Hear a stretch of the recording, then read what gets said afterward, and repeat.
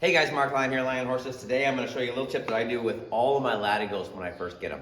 Now my complaint with Latigos is that they come from the factory with not enough holes close enough to where you attach it. So this one, it's 2 foot away from where you attach it to your saddle.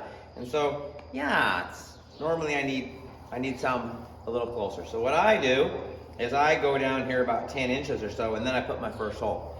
And the second complaint is that the holes are too far apart. So that's, like 4 or 5 inches in between those 2 holes. So I go ahead and put another one in the middle. So I can tell you, if you want a little bit of a pro tip or you want to look like an expert, get yourself a divider.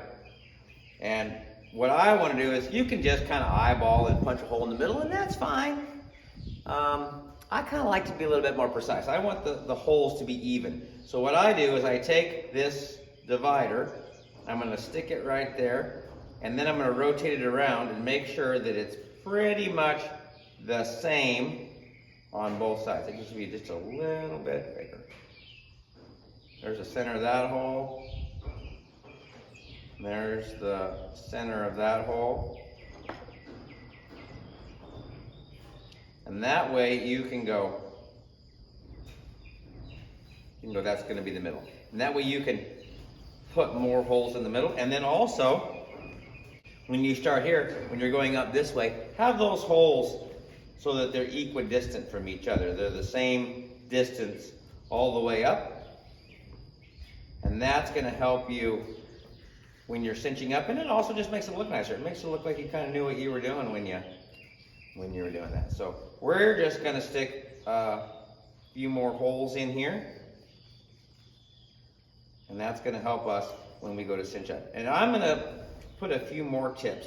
There's a bunch of saddle tips that people have asked me to do on saddle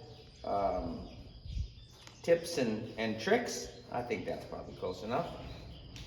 Next thing, get a punch. I've got one. You want to make sure that you got one that's a big enough hole in there to fit your whatever size tongue you have on your cinch. So I've got one with interchangeable tips in there. Works pretty good for me. And then when you are, you got your block underneath there, I like using the end grain. The end grain, it absorbs that punch a little bit better, and it doesn't tend to dull the punch as bad. If you're doing it on the side of the wood, it tends to kind of dull the punch a little bit more. It's a little tougher. This one, it'll kind of go into that end grain just a little bit better, and also come out of it a little bit easier, so you're not having to fight with it.